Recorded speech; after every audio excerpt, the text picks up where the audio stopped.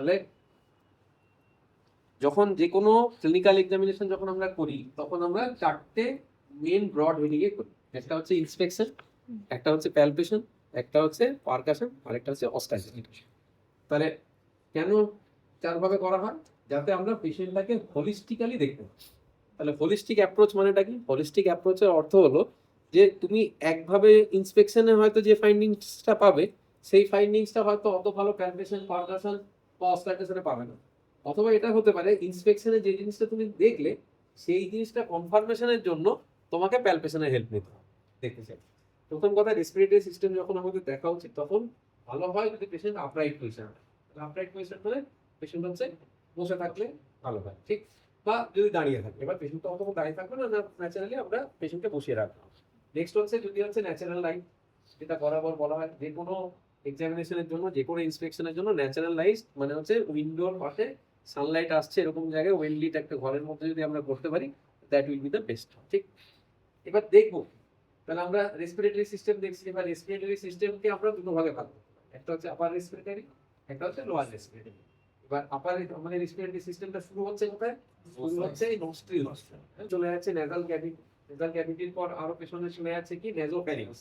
নেজোফ্যারিংস এর ওখানে তিনটে জায়গা রয়েছে, একটা হচ্ছে নেজোফ্যারিংস, একটা হচ্ছে ওরোফ্যারিংস, আর একটা হচ্ছে ল্যারিঙ্গোফ্যারিংস। তো এরা গিয়ে তারপর কি কালমিনেট হচ্ছে ওখান থেকে ওরাল ক্যাভিটি থেকে আসছে আমাদের ইসোফেগাস, আর নেজাল ক্যাভিটি থেকে আসছে ট্রেকিয়া, উইন্ড পাইপ, আর একটা হচ্ছে ফুড পাইপ। তাহলে উইন্ড পাইপটা আমাদের সামনের দিকে আছে, ফুড পাইপটা আমাদের পেছনের দিকে আসে। এবার আমাদের যে উইন্ড পাইপ আর ফুড পাইপ, এই উইন্ড পাইপের মাথায় একটা ঢাকনা দেওয়া আছে। এমন একটা মেকানিজম রয়েছে যে যে মুহূর্তে আমরা খাবো, মানে ঢোকটা গিলবো, সেই মুহূর্তে এপিগ্লটিসটা ট্রেকিয়ার উপরে পড়ে যাবে।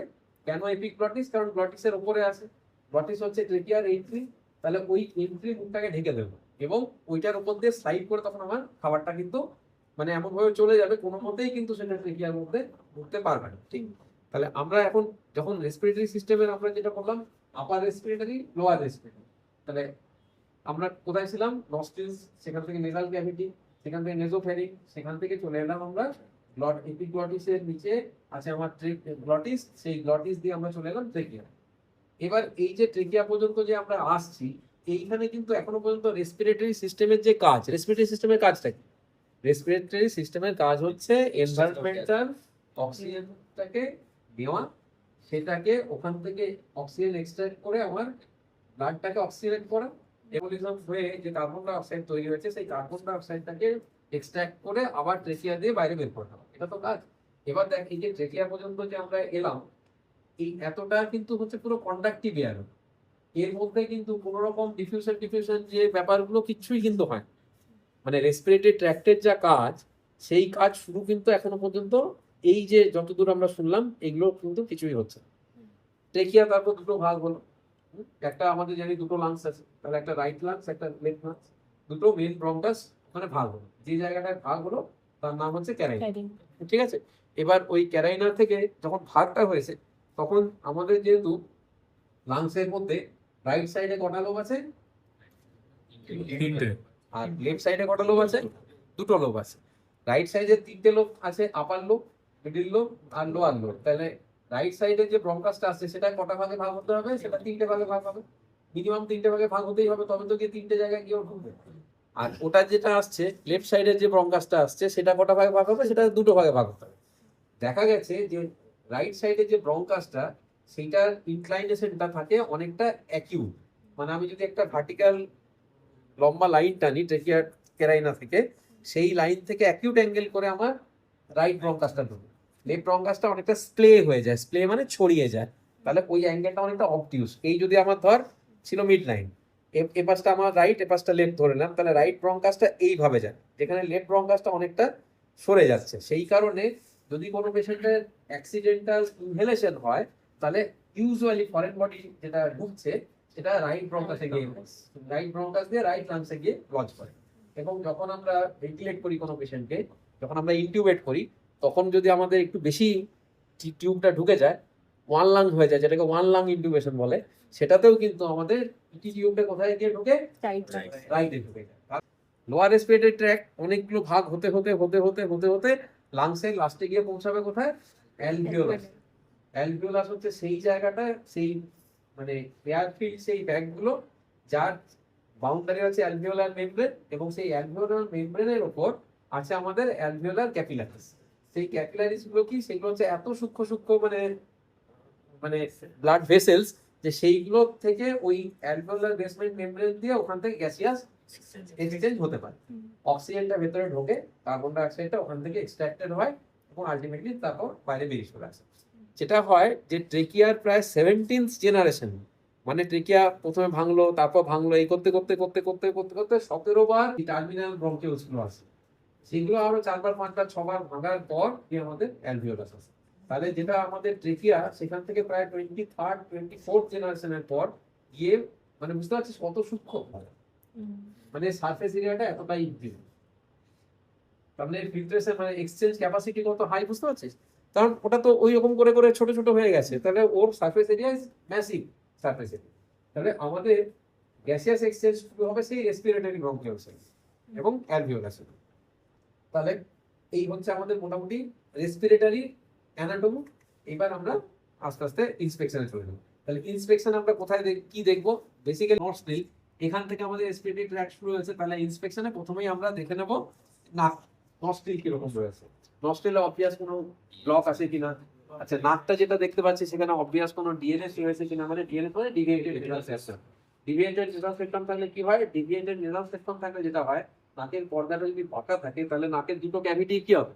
দুটো ক্যাভিটির মধ্যে একটা ডিসক্রিপেন্সি হবে, একটা ক্যাভিটি ছোট হবে, একটা ক্যাভিটি রিলেটিভলি বড় হবে। অনেক সময় ডিএনএস এর আরো সিভিয়ার ফর্ম নেজাল স্পার থাকে, মানে কি ডিএনএসটা এমন ভাবে বেঁকে গেছে যে একটা খোঁচার মতো হয়ে যেন একদম নাকের ওই ল্যাটারাল ওয়ালকে টাচ করে গেছে। তা নাকের ল্যাটারাল ওয়ালকে যদি টাচ করে যায় তাহলে সেই পেশেন্টটা কি হবে? একটুতে যদি সে নাক ঘষে, অনেক সময় কি হবে, ওটা ঘষা খেয়ে ওখানে ব্লিড হওয়ার চান্স হয়। বা একটু নাকে যদি আঙুল দেয় তাহলে কি হবে? আমরা যখন নাকে আঙুলটা ঢোকাচ্ছে, সেই আঙুলটাকে হিট করবে হচ্ছে ওই ডিএনএস স্পটটা, তাহলে অল্পতেই সেই পেশেন্টটার ব্লিডিং এর পসিবিলিটি থাকতে পারে, মানে বারবার রিকারেন্ট এবিস্ট্যাক্সেশন। তাহলে এইগুলো আমাদেরকে দেখে নিতে হবে। এছাড়াও কি হয় আমাদের, আমরা যখন ইএনটি তোরা যখন পড়েছিস তখন ওই সাইনাস গুলো পড়েছিস, আমাদের যে এয়ার সাইনাস গুলো আছে। এবার এয়ার সাইনাসের প্রপারলি যদি সার্কুলেশন না হয় তাহলে কি হবে? তাহলে সেখানে হচ্ছে সাইনোসাইটিস হবে। এবার যদি আমার ডিএনএসটা এমন ভাবেই থাকে যে একদিকে স্পার হয়ে গেছে, একদিকে ক্যাভিটিটা ছোট হয়ে গেছে ন্যাচারালি, সেই দিকের এয়ার ভেন্টিলেশনটা কি হবে? হ্যাম্পার্ড হবে। সবচেয়ে বড় কথা হচ্ছে যেটা ল্যামিনার ফ্লো যেটা থাকে, সেই ল্যামিনার ফ্লোটা টার্বুলেন্স হয়। টার্বুলেন্স হওয়ার জন্য ওই properly aeration of the maxillary sinus বলিস বা স্ফেনোইডাল সাইনাস বলিস সেগুলো হবে না। তাতে কি হবে? পেশেন্টের বারবার কি হবে? রাইনোসাইনোসাইটিস এই ফিচার্সগুলো আসবে। অ্যালার্জিক রাইনোসাইনোসাইটিস কিছু হয় যে কোনো একটা অ্যালার্জেনের কারণে। আবার এই সবগুলো থাকলে নেজাল অ্যানাটমিতে যদি কোনো গন্ডগোল থাকে সেক্ষেত্রেও কিন্তু তোর ক্রনিক সাইনোসাইটিস, ম্যাক্সিলারি সাইনোসাইটিস হওয়ার চান্স কিন্তু অনেক সময় বেশি হয়ে যায়। তাহলে আমরা যখন ইন্সপেকশন করছি তখন আমরা এগুলো দেখে নেবো। কিভাবে সেটা দেখা হয়? একটু মুখটা তোলো। যেমন আমরা দেখছি শুধু এখান থেকে দেখ, বাইরে থেকে দেখে অবভিয়াস কিন্তু ডিএনএস বলে কিছু মনে হচ্ছে না, কারণ নাক একদম একদম সোজা। ডিএনএস থাকলে কি হতো? ইউজুয়ালি নাকটা একটু ব্যাকা মতো থাকে, অনেক সময় এরকম একটু কার্ভ মতো থাকে, সেই ব্যাপারগুলো থাকে। একটু মুখটা উপর দিকে তোলো। এখানে ইন্সপেকশন সময় আমাদের ছোঁয়ার দরকার নেই, আমরা জাস্ট অ্যান্টেরিয়র নস্ট্রিলস, যেগুলো নস্ট্রিলস গুলো আমরা দেখে নিতে পারি, ঠিক আছে?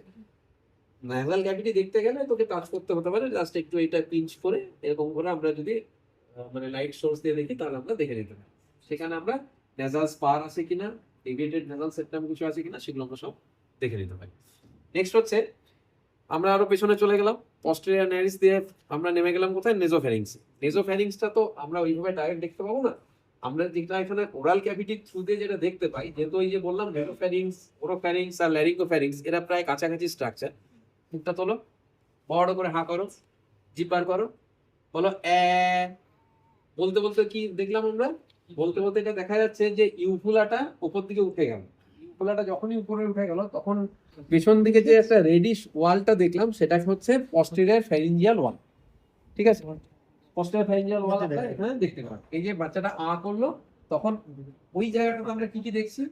ওইখানে আমরা দেখছি অ্যান্টেরিয়র টনসিলার পিলার দেখে নিলাম, পস্টেরিয়র টনসিলার পিলার দেখতে পেলাম, সেখানে ওরোফ্যারিংসটা কিরকম আছে দেখলাম, পস্টেরিয়র ফ্যারিঞ্জিয়াল ওয়াল কিরকম আছে দেখলাম, তার সাথে সাথে টনসিল, কোনো কারণে টনসিলাইটিস থাকে, রিকারেন্ট টনসিলাইটিস, সেক্ষেত্রেও কিন্তু আমাদের পেশেন্টের এই রেসপিরেটরি প্রবলেমগুলো আসতে পারে।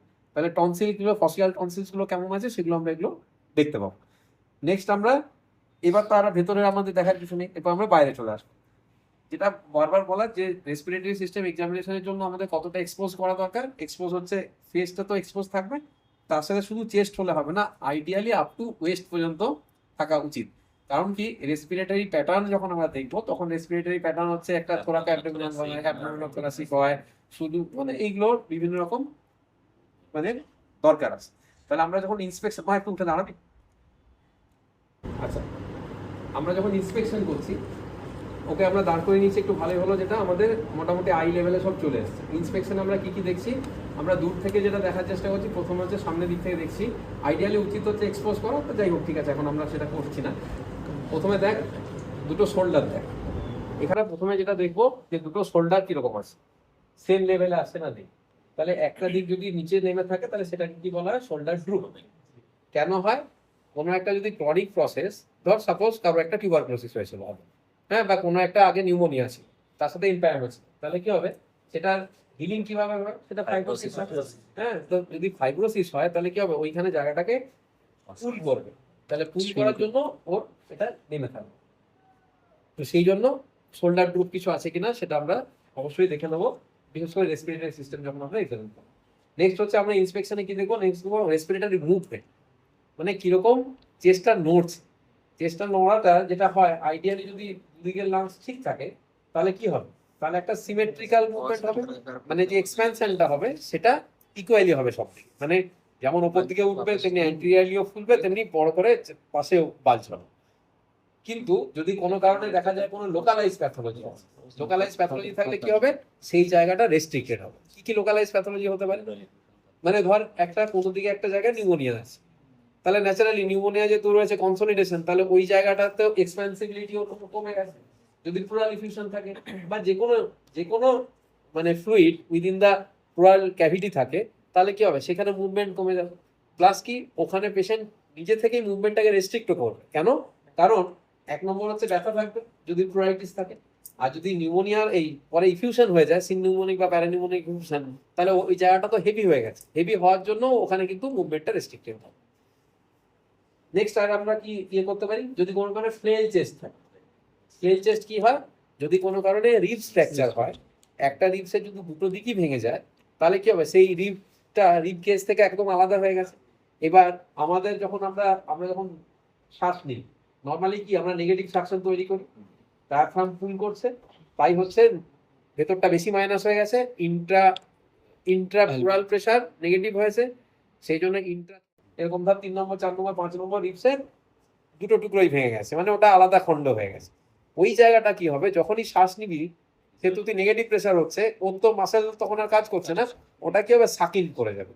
মানে যেটা নিঃশ্বাস নিলে ফুলে যাওয়ার বাইরের দিকে বেরোনোর কথা, ইন্সপিরেশনের সময় যেটা বেরোনোর কথা, সেটা ইন্সপিরেশনের ভেতরে ঢুকে আসবে। তাহলে এটাকে বলা হয় ফ্লেল চেস্ট। কখন পাওয়া যায়, ইউজুয়ালি রোড ট্রাফিক পর, অথবা যদি পলিট্রমা কোনোভাবে কিছু হয়, পড়ে গেছে ছাদ থেকে, হ্যাঁ, কি কোথাও একটা গ্যাদারিং প্লেসে গেছে, সেখানে একটা ভিড়ভাট্টার ওপর স্ট্যাম্পিড হয়ে গেছে, সেই রকম জায়গায় এরকম ইনজুরি গুলো থাকলে সেখানে আমরা ফ্লেল চেস্ট পেতে পারি। ঠিক, তাহলে ইন্সপেকশন আমরা ওই জিনিসগুলো দেখলাম।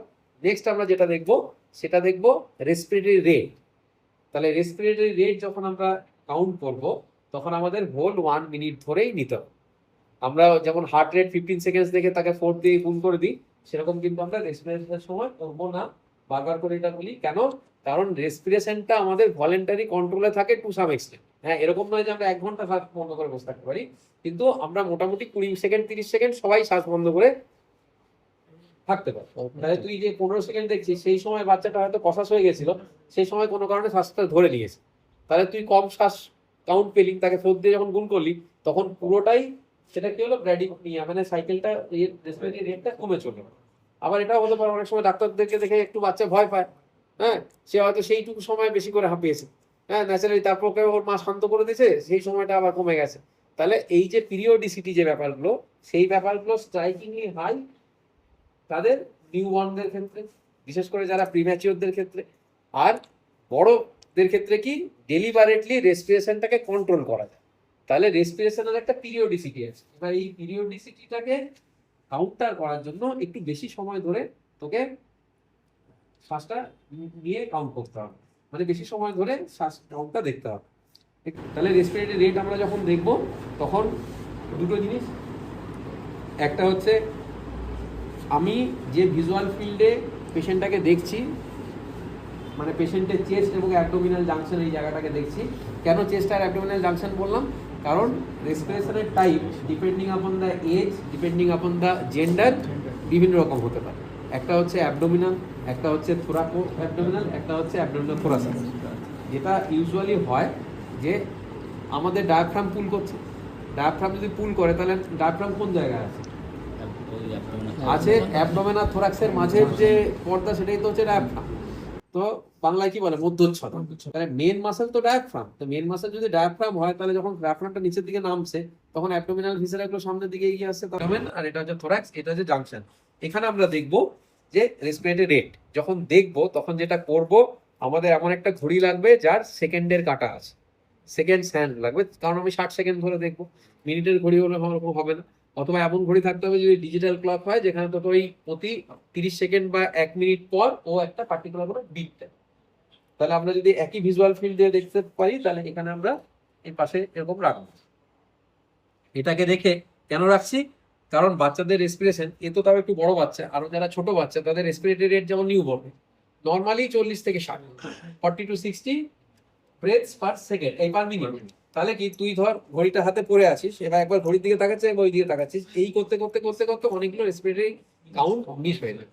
তাহলে সেটা হলে প্রপারলি হবে না। তাহলে যে বাচ্চাটার হয়তো 65টা রেসপিরেশন চলছিল তাকে তুই 5-7 বার মিস করে হয়তো 56 করেছিস।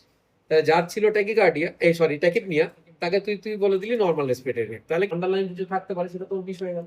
তাহলে সেই জিনিসটা যাতে না হয় তাই আমরা এই ঘড়িটাকে একদম ওর এই ইয়ের পাশেই রাখবো, এই পাশে রেখে আমরা কাউন্ট করবো, যে পুরো 1 মিনিট ধরে কাউন্ট করবো। এখান থেকে শুরু করলাম, কত কাউন্ট আসছে, একদম হোল 1 মিনিট ধরেই এটা কিন্তু নিতে হবে, কারণ ওই ভ্যারিয়েবিলিটিটাকে যাতে আমরা কাউন্টার করতে পারি। অনেক সময় পেশেন্ট ভয় পেয়ে যায় একটু, শুরুতে একটু তাড়াতাড়ি শ্বাস নিচ্ছে, সেই 15 সেকেন্ড যদি আমি বেশি করে তাকে 4 দিয়ে গুণ করি তাহলে কি হবে? রেসপিরেটরি রেট হাই হয়ে যাবে। আবার একটু পরে বুঝতে পারে না কিছুই করছে না, শুধু ঘড়িটাই আমার পাশে রেখেছে, এটা দিয়ে আমাকে কোনো ব্যথা বা কিছু দেবে না। তারপর দেখা যাবে 30 সেকেন্ড 40 সেকেন্ডের পর তার রেসপিরেটরি রেটটা নর্মাল হয়ে গেছে। তাহলে সেই সময় যদি তুই জিনিসটা মাপতে পারিস তাহলে তোর ভুল হওয়ার চান্সটা ঠিক। তাহলে আমরা রেসপিরেটরি ইন্সপেকশনে আমরা অবভিয়াস কোনো ভিজিবল স্কার মার্ক আছে কিনা, অবভিয়াস কোনো ডিফর্মিটি রয়েছে কিনা। ডিফর্মিটির মধ্যে পেকটাস ক্যারিনেটাম থাকতে পারে, পেকটাস এক্সক্যাভেটাম থাকতে পারে। এক্সক্যাভেটাম মানে কি? পানেলের মতো হয়ে যায়, মানে এখানটা নিচ দিকে ঢুকে যায়। ক্যারিনেটাম মানে কি? পিজন চেস্ট, মানে পায়রা বা যে কোনো মুরগি যদি তোরা বাজার টাজার করতে এসে দেখেছিস যে চিকেনের যে ব্রেস্ট পিস হয় সেগুলো দুটো সামনের দিকে এগিয়ে যায়। তাহলে যদি কোনো পেশেন্টের চেস্ট ওয়ালটা এরকম অ্যান্টিরিয়ারলি থাকে তাহলে তাকে বলা হয় পিজন চেস্ট। হ্যাঁ, সেটা নাম হচ্ছে পেকটাস ক্যারিনেটাম। আর যদি কোনো পেশেন্টের এই স্টারনামটা আরো ভেতর দিকে ঢোকানো থাকে তাহলে যেন এখানটা কেমন চাষা হয়ে গেছে, এখানে কনকেভ হয়ে গেছে, ফানেলের মতো হয়ে গেছে, তাহলে তার নাম হচ্ছে পেকটাস এক্সক্যাভেটাম। তাহলে সেইগুলো কিছু আছে কিনা দেখবো। এই যে বলতে বলতে আমরা যেমন এর একটা কি একটা বার্থ মার্ক পেয়ে গেলাম, এটা একটা কি ক্যাফেওলোড স্পট। তাহলে এরকম কিছু আছে কিনা এগুলো সব আমরা ইন্সপেকশনে রাখবো। এতক্ষণ পর্যন্ত কিন্তু পেশেন্টকে অ্যাজ সাচ ছোঁয়ার কোনো দরকার নেই। মোটামুটি এটা হয়ে যাওয়ার পর আমরা ইন্সপেকশনের পর আমরা নেক্সট যে স্টেপ সেটা হচ্ছে প্যালপেশন। তাহলে প্যালপেশনে চলে যাবো। প্যালপেশন যখন আমরা করব তখন আমরা চেস্টে কি কি দেখতে চাইবো? আমরা দেখবো যে মিডিয়াস্টাইনামের পজিশনটা কিরকম আছে। আমার প্যালপেশন যে আমরা ট্রেকিয়া দেখছি, আমরা অ্যাপেক্স বিট দেখছিটা কেন? দেখছি হচ্ছে to ascertain the what is the mediastinal position. কারণ কি আমাদের চেস্ট ওয়াল যে এই থোরাসিক যে ক্যাভিটি আছে তার মধ্যে কি আছে? তার মধ্যে দুপাশে দুটো লাংস আছে, আর মাঝের যে এরিয়া সেই এরিয়াটার নাম হচ্ছে মিডিয়াস্টাইনাম। সেই মিডিয়াস্টাইনামে কিছু কিছু অর্গান রয়েছে, তার মধ্যে আমাদের হার্টও আছে, সেখানে আমাদের ইসোফেগাস রয়েছে, আমাদের ট্রেকিয়া রয়েছে। হ্যাঁ, তো এই যে জায়গাগুলো রয়েছে যদি লাংসের কোনো প্যাথোলজি হয় তাহলে মিডিয়াস্টাইনামের কি হবে? অল্টারেশন হবে, শিফট হবে। তাহলে ধর একটা যদি লেফট সাইডের লাংসে অনেকটা পুজ জমে আছে, প্লুরাল ক্যাভিটিতে নিউমোনিয়া হয়েছিল, সেখান থেকে এমপায়েমা হয়েছে, তাহলে কি হবে? ওখানে কি হবে? যদি এমপায়েমাটা অনেক বেশি থাকে তাহলে সেটা ঠেলে দিয়ে কি করবে? হার্টটাকে উল্টো দিকে ঠেলে দেবে, হার্ট বা মিডিয়াস্টাইনাল স্ট্রাকচারগুলো। আবার ধর এরকম যদি হয় যে একটা কনসলিডেশন হয়েছে, ওখানে কোল্যাপস হয়েছে, তাহলে সেই দিকে কি করবে? সেই দিকে চলে যাবে, দিকে টেনে যাবে। তাহলে আমরা মিডিয়াস্টাইনাল পজিশন অ্যাসেসমেন্ট করে আমরা লাংসের কি কন্ডিশন রয়েছে আন্ডারলাইন সেটা আমরা বুঝতে পারি, এবং আমাদের রেসপিরেটরি সিস্টেমের মেন অর্গান হচ্ছে লাংস, তাহলে সেটা অ্যাসেস করতে হবে। একটু উঠে বসো বাবা। ট্রেকিয়া দেখার নিয়ম কি? ট্রেকিয়া হচ্ছে যেটা বললাম, সব রকম রেসপিরেটরি এক্সামিনেশন বেস্ট হচ্ছে যদি তুমি সিটিং পজিশনে বা আপরাইট পজিশনে করতে পারো।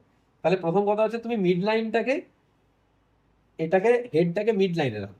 ধর পেশেন্ট যদি এরকম করে মাথা ঘুরিয়ে গেছে, তাহলে তো ট্রেকিয়া তো এমনি তো এইদিকে ওদিকে ঘুরে যাবে, তাহলে বুঝতে পারবি না। তাহলে মাথাটাকে, হেডটাকে স্টেবিলাইজ করো মিড লাইনে দিয়ে। আমি কি করছি, এটা অনেক রকম মেথডে করা যায়। কেউ সুপ্রাস্টারনাল লঞ্চ, এটা প্যালপেট করে নিলাম, প্যালপেট করে আমরা উপরে উঠলাম, উঠে দেখলাম যে ট্রেকিয়াটা কোথায় লাগছে। এটা ফিল করতে ভয় নেই, এটাকে আমরা জাস্ট ফিল করছি। এটা এই হাত দিয়ে করে এটা তো করতে পার, হ্যাঁ শোন, এই একটা আঙুল দিয়ে করলে এটা বুঝতে পারছি একটা পাইপের উপর উঠে গেছে। আবার নিচে নেমে এসে এইদিকে হাত দিই, আবার এইদিকে হাত দিই, নিজেই ফিল করতে পারবে এই যে স্টার্নোক্লেডোমাস্টয়েড আর যে ট্রেকিয়া যে পাইপটা, এর মধ্যে গ্যাপটা কি আছে। অনেকে এটাকে আবার একসাথে 3টে আঙুল দিয়েও করে, এই আঙুলটা, এই আঙুলটা, এই আঙুলটা দিয়ে। কিন্তু কি এইভাবে করাটাতে একটু প্রথম প্রথম যারা নভিস তাদের অসুবিধা হবে। হ্যাঁ, কারণ আমাদের দেখবি আমরা ইন্ডেক্স ফিঙ্গারকে যতটা ইউজ করি, একই হাতে রিং ফিঙ্গারকে কিন্তু আমরা ততটা ইউজ করি না। সেই জন্য আমাদের ইন্ডেক্স ফিঙ্গার আর থাম যতটা সেন্সিটিভ, তো রিং ফিঙ্গার আর মিডল ফিঙ্গার কিন্তু অতটা সেন্সিটিভ নয়। সেইটার জন্য তুই এটাকে জাস্ট এইভাবে মেপে নিলি, তারপর এটা দিয়ে এইখানে দেখলি, আবার এই দিক থেকে এটা দেখলি। কিন্তু এইভাবে দেখলেও এটা ভুল বলছি না, কিন্তু এই মেথডটাতে ঠিক সেই ফিলটা আসবে না যেটা ইন্ডেক্স দিয়ে করতে পারবে, সেটা রিং ফিঙ্গার দিয়ে অতটা ভালো না দিয়ে নামতে এলো। এই থাইরয়েড কার্টিলেজের উপর দিয়ে আমরা চলে এলাম, দিয়ে এখানে আমি ট্রেকিয়াকে ফিল করলাম, দিয়ে এইদিকে একটু পোক করে দেখলাম, এইদিকে একটু পোক করে দেখলাম। যেটা এখানে টিপিক্যাল ফিল হচ্ছে, যখন আমি বাঁ দিকে এটা আঙুলটা ঢোকাচ্ছি, আঙুলটা খুব সহজে একটা গ্যাপের মধ্যে ঢুকে যাচ্ছে, ইনসাইনুয়েট হয়ে পড়ে যাচ্ছে।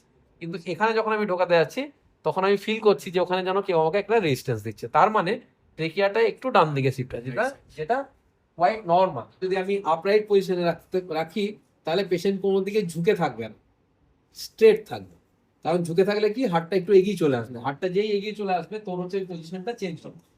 ঝুঁকে আমরা কখন এপেক্স বিট করবো, যখন আমরা এপেক্স বিটটাকে ক্যারেক্টার বোঝার চেষ্টা করবো। তাহলে প্রথমে আমরা হচ্ছে লোকালাইজ করছি এপেক্স বিটটা। এপেক্স বিট যদি এক্সামিন করতে বলা হয়, তাহলে first you have to localize the apex, then you have to characterize the apex. মানে আমরা প্রথমে ক্যারেক্টার কখন দেখবো, যখন আমরা আগে ভালো করে তাকে লোকালাইজ করতে, আগে তো কি মানে তাকে পয়েন্ট আউট করবি যে ওটা ও, তারপর তো তার ক্যারেক্টার তুই ভালো করে বুঝতে পারবি। তাহলে যখন আমরা পয়েন্ট আউট করছি, প্রথমে আমরা করবো কি, প্রথমে আমরা টিপ দিয়ে যাবো না, আমরা তো জানি না কোথায় আছে, তাহলে খুঁজতে গিয়ে একটা বড় সেন্সার দিয়ে আমরা খোঁজার চেষ্টা করবো। তারপর যখন একটা কিছু কিছু পেয়ে যাবো বলে মনে হবে, তখন ডেফিনেট ওই পিন পয়েন্ট করার জন্য আমি আমার ইন্ডেক্স ফিঙ্গার, মিডল ফিঙ্গারকে তখন ইউজ করবো। তাহলে প্রথমে যখন করছি, তখন আমরা ধরে নিচ্ছি যে লিভোগার্ডিয়া নর্মাল যা থাকা উচিত তাই আমি সোজা দাঁড়াম, এই সোজা বসবো, আমরা দেখছি একটু না বাবা, এই করে আমরা খুঁজছি। যেটা হয়, একটু ওবিস পেশেন্ট থাকলে সেখানে অসুবিধা হয়, বা যদি আর একটু এজেড, আর একটু বড়, একটু বাচ্চা মেয়ে যদি বড় ফিমেল পেশেন্ট হয়, সেক্ষেত্রে কিন্তু এপেক্সটা মানে বসিয়ে করাটা ইজ ডিফিকাল্ট। সেটা লাইং ডাউন পজিশনে করাটা ইজ মানে মোর, কি বলবো, মোর ইজি। তাহলে এখানে আমরা করছি, হ্যাঁ এখানে আমরা পেয়ে গেছি। যেই আমি একটা অবভিয়াস ইম্পালস পেলাম, এইবার আমি আর আমার এই যে ফ্ল্যাট অফ পাম দিয়ে দেখছি না, কারণ ফ্ল্যাট অফ পামের সেন্সিটিভিটি অত ভালো না, ও অল্প স্বল্প বুঝতে পারে কিন্তু খুব ভালো করে ডিলিমিয়েট করতে পারে না। তাহলে এখানে আমরা খুঁজে পেয়ে গেছি, হ্যাঁ এখানে একটা কার্ডিয়াক থ্রাস্ট পাচ্ছি, সঙ্গে সঙ্গে আমি আঙুলটাকে নিয়ে চলে এলাম। এইবার এই আঙুলটা দিয়ে আমি খোঁজার চেষ্টা করছি, আচ্ছা লাস্ট কোথায় পাচ্ছি, লাস্ট মানে ল্যাটারালি কোথায় পাচ্ছি, নিচে কতটা পাচ্ছি, হ্যাঁ এই এতটা, ব্যাস, এরপর আমি আর পাচ্ছি না। তাহলে এই জায়গাটাতে আমার উচিত হচ্ছে একটা মার্কিং করা, একটা পয়েন্ট দিয়ে একটা মার্ক করলাম। মার্কিং যেই করা হয়ে গেল, তারপর আমরা ওটাকে কোন জায়গায় আছে সেটাকে আমাকে একটা বলতে হবে, শুধু মার্ক করলে তো হবে না, আমাকে বলতে হবে যে কোথায় আছে। তাহলে তার জন্য আমাকে বলতে হবে যে 4th ইন্টারকস্টাল স্পেস না 5th ইন্টারকস্টাল স্পেস না 6th আছে, সেটা নিপল লাইনের মিডিয়ালে আছে না ল্যাটারালি আছে, যদি মিডিয়াল ল্যাটারাল থাকে কতটা মিডিয়ালি কতটা। তার জন্য আমরা কি করি, তার জন্য আবার আমরা সুপ্রাস্টার্নাল নচে হাত দিলাম, এখান থেকে আমরা নিচে আসতে শুরু করলাম, আসতে গিয়ে এখানে একটা রাস্তায় বাম্পার যেমন থাকে ওরকম একটা জায়গায় হাত আটকে গেছে। এটা হচ্ছে কি, এটা হচ্ছে জাংশন। এই জাংশন থেকে আমরা এই সাইডে সরে চলে এলাম, এখানে যেই হাত দিলাম এটা হচ্ছে সেকেন্ড ইন্টারকস্টাল স্পেস। তাহলে এখান থেকে আর আমাদের অলরেডি এখানে মার্ক করা আছে, এখানে করিনি, ধরে নে মার্ক করা আছে। তাহলে এই হলো সেকেন্ড এই হলো থার্ড, এই হলো ফোর্থ, এই হলো ফিফথ, প্রায় নিপল লাইনে on the nipple line fifth intercostal স্পেসে এর আমরা কার্ডিয়াক এপেক্স পাচ্ছি। তাহলে এই যে কার্ডিয়াক ইম্পালস বা এপেক্স বিট যেটা আমরা পাচ্ছি সেটা তাহলে নর্মাল পজিশনে আছে। তাহলে ট্রেকিয়াও একটু রাইটে ছিল যেটা normal as per the age, আর আমরা এপেক্স বিট সেটাও যে জায়গায় পেলাম fifth intercostal space just over the nipple line বা মিড ক্লাভিকুলার লাইন, সেটা যেটা আমরা পেলাম। তাহলে এর ক্ষেত্রে মিডিয়াস্টাইনাল শিফট অ্যাজ সাচ কিছু নেই, আমরা এতটা বলবো। নেক্সট হচ্ছে প্যালপেশনে আর কিছু যদি কোনো ডিফর্মিটি কিছু থাকে তাহলে সেটা প্যালপেট করে তোমরা দেখতে পারো। আর আরেকটা জিনিস যেটা হচ্ছে ভোকাল ফ্রেমিটাস, সেটা একটা প্যালপেটারি ফাইন্ডিংস, যদিও সেটাকে আমার মনে হয় যে ওটা অস্কালটেশনের সময় বললে বেশি ভালো হয়। না, ভোকাল রেজোনেন্সটা অস্কালটেশন, তারই যেটা কাউন্টার পার্ট সেটা প্যালপেশন। এবার কি মানে ভোকাল ফ্রেমিটাসটা এখন যদি আমি বলি এই যে এখানে হাত দিয়ে তিন তিন বলো আমার হাতে কেমন একটা লাগছে, হ্যাঁ, তো এই জিনিসটা না খুব একটা ভালো মানে কি বলবো আইডিয়ালি এখানেই রাখা উচিত।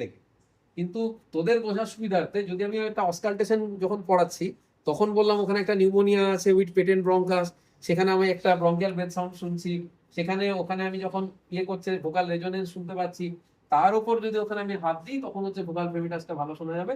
সেইটা হলে বেশি মানে কি বলবো সেটা হলে পড়ানোর ক্ষেত্রে বেশি সুবিধা বা বোঝার ক্ষেত্রে সুবিধা। এখানে হঠাৎ করে ভোকাল ফ্রেমিটাস বললে কোনো কথা নেই বার্তা নেই, হঠাৎ আমি ভোকাল ফ্রেমিটাস কোথায় কোথায় ছুঁয়ে বেড়াবো। কারণ আমরা যখন অস্কালটেট করব বা আমরা যখন পারকাস করব তখন আমরা রিজিয়ন ওয়াইজ ভাগ করব, যে এখানে আছে লাংস দুটো আছে আমাদের অ্যাপেক্স গুলো, এখানে আমরা এই জায়গাটা আছে সুপ্রা। পড়বি বড় হয়ে ডাক্তারি পড়বি, পড়বি ঠিক আছে ও বলেছে তো আমি ডাক্তার হব। তাহলে তাহলে আমরা ভোকাল ফ্রেমিটাসটা মানে কোন জায়গায় দেখবো সেইটা জানার জন্য আমাদের যে রিজিয়নগুলোকে লাগবে সেই রিজিয়নগুলো পারকাসের সময় আর অস্কালটেশনের সময় দেখবো। সেই জন্য আমরা এখন প্যালপেশনে ভোকাল ফ্রেমিটাসটাকে ছুঁয়ে গেলাম কিন্তু ডিপে কিছু গেলাম। তাহলে এরপর চলে যাচ্ছে প্যালপেশন, মোটামুটি এত টাইপ। এবার যখন আমরা পারকাশন করছি তখন আমরা কোন কোন এরিয়াতে পারকাস করবো, পারকাশন মানেটা কি আমরা ঠুকে ঠুকে দেখবো। এখানে কি কনসেপ্টটা হচ্ছে যে ওপরে আমাদের মাসেল রয়েছে, সাবকিউটেনিয়াস টিস্যু রয়েছে, তারপরে যে রিবস টিপস গুলো রয়েছে সেই রিবসের উপর যদি আমরা ঠুকি তাহলে একরকম আওয়াজ পাবো। কিন্তু এই দুটো রিবসের মাঝে যে উইন্ডো সেটার নাম হচ্ছে ইন্টারকস্টাল স্পেস, সেই জায়গার থ্রু দিয়ে লাংসটাকে ঠুকে ঠুকে কিছু অ্যাসেস করা যায় কিনা, এটা হচ্ছে পারকাশনের মুদ্রা কথা। তো পারকাশন মেইনলি আমরা কোথাও নিচে জল আছে কিনা আর নিচে এয়ার আছে কিনা বা এয়ার ওয়াটার ইন্টারফেসের কিরকম কি খেলা হয়েছে সেইটার জন্য আমরা মেইনলি পারকাশনটাকে ইউজ করি। তাহলে এখানে আমাদের কতগুলো এরিয়া জেনে নিতে হবে কোথায় কোথায় আমরা পারকাশ করবো। এই যে একদম আমাদের যে নেপ অফ নেক রয়েছে, এখান থেকে যদি আমরা একটু সাইডে চলে যাই, এখানে একটা ট্রায়াঙ্গেল মতো জিনিস আমরা পাচ্ছি।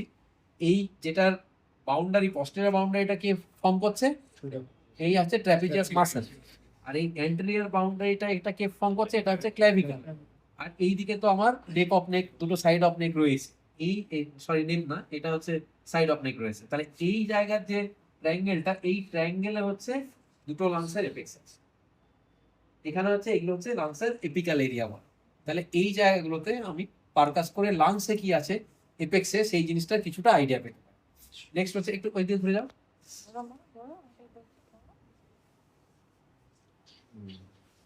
একটু নামাচ্ছি মামা। এই আমরা পিঠটা এক্সপোজ করে নিয়েছি, এই হচ্ছে এই আমাদের এই বরাবর রয়েছে আমাদের স্ক্যাপুলা, ও একটু হাতগুলো মানে ছড়িয়েই আছে সেই জন্য আমাদের স্ক্যাপুলা অলরেডি এখানে অ্যাপার্ট হয়ে গেছে, স্ক্যাপুলার যে এই বর্ডার আছে, ঠিক আছে। তাহলে এই জায়গাটা হচ্ছে ইন্টার স্ক্যাপুলার রিজিয়ন, এখানে স্ক্যাপুলা এখানে রয়েছে, তার ওপরে যে জায়গাটা সেটা হচ্ছে সুপ্রা স্ক্যাপুলার রিজিয়ন, আর এখানে স্ক্যাপুলা এখান থেকে এরকম সাইডে চলে গেছে। তাহলে এই জায়গাটা এটা হচ্ছে সাব স্ক্যাপুলার বা ইনফ্রা স্ক্যাপুলার রিজিয়ন। এবার আমরা যখন পারকাশন করি তখন কি করি, তখন অনেক সময় বাচ্চা, এই বাচ্চাটা ঠিক আছে, অন্য বাচ্চা কিছু কিছু বাচ্চাকে আমরা এরকমও করে নিতে পারি, এই হাতটা এখানে রাখো, এই হাতটা এখানে রাখো, ওইদের সোজা রাখো, কোনো পাইনি, এই সোজা বসো, ভালো করে বসো বাবা, স্ট্রেট স্ট্রেট, একটু মাথাটা নামিয়ে দাও। এবার যখন আমরা পারকাশ করছি এখানে একটা হাত রেখেছি, তার মানে ওর হচ্ছে লেফট সাইড, তাহলে লেফট লাংসের এপেক্সে পারকাশ করছি, শোনা গেল রেজোনেন্স। যদি বড় বাচ্চা হয় বা একটু মানে অ্যাডাল্ট হয় তাহলে এখানে দুবার ঠুকতে পারিস দুটো জায়গায়, যদি ছোট বাচ্চা হয় তাহলে একটাতেই কভার হয়ে যায়। দেখি না শোনা যাচ্ছে, রেজোনেন্ট সাউন্ড। তাহলে এপেক্স গুলো ঠিক আছে। নেক্সট হচ্ছে আমরা চলে এলাম, এইটা হচ্ছে স্ক্যাপুলা, তাহলে এটা হচ্ছে সুপ্রা স্ক্যাপুলার রিজন। এখানে এখানে স্পেস গুলো যেমন ভাবে থাকবে, আমার হাতগুলো সেইভাবে, আঙুলগুলো সেইভাবে রাখতে হবে। এখানে স্পেসটা আছে এই থেকে এই, তাহলে আমি আঙুলটা এরকম রাখছি, এই, শুনতে পেয়েছো? কি আছে? রেজোনেন্স। আবার নেক্সটে যাচ্ছি, রেজোনেন্ট, রেজোনেন্ট। তাহলে এখানে শুনলাম দুখানা, এখানে শুনলাম দুটো। এখানে আমার আঙুলগুলো ছিল এরকম, এখানে আঙুলগুলো হচ্ছে এই আর এই। তারপর আমরা চলে এলাম, এইটা কি? এটা হচ্ছে ইন্টারস্ক্যাপুলার রিজিয়ন। এখানে স্পেস গুলো আছে এই এই এই, এখানে এরকম রাখলে হবে না। এখানে আমার হাত কিরকম থাকবে, এই আঙুল থাকবে এই, শোনা গেছে? আবার এইটা থাকছে, শোনা যাচ্ছে, শোনা যাচ্ছে, শোনা যাচ্ছে। তাহলে এইটা হলো মাঝে আমার তো ভার্টিব্রা আছে, তাহলে বেসিক্যালি আমরা এটা ভার্টিব্রার পাশে প্যারাভার্টিব্রাল এরিয়াতে, এখানে আছে ইন্টারস্ক্যাপুলার জোনে আমরা হরাইজন্টাল লাগছে, তিনটে ঢুকলাম, তাহলে এখানে দুখানা, এখানে তিনটে। এরপর আমরা যখন নিচে চলে আসছি তখন হচ্ছে সাবস্ক্যাপুলার, সেখানে স্পেস গুলো আবার আছে এই রকম। তাহলে আমার এখানে হাত এরকম রাখলে হবে না, এরকম রাখলে হবে না, এখানে এই স্পেসে হাতটা রাখতে হবে, রেখে এই হলো, দেখ এখানে এবার ডাল চলে আসছে, তার মানে এখানে এবার অ্যাবডোমিনাল কন্টেন্ট গুলো শুরু হচ্ছে। তাহলে কি হলো, এখানে দুটো এরকম, মাঝে তিনটে এরকম, তারপর দুটো এরকম। তাহলে এটা অনেকটাকে ফিশ বোন প্যাটার্নের মতো হলো। এটা এই করে আমরা হচ্ছে ব্যাকটা কি করলাম, ব্যাকটা হচ্ছে আমরা পারকাশন। সিমিলারলি সামনের দিকেও এরিয়া আছে যেখানটা পারকাস করা যায়।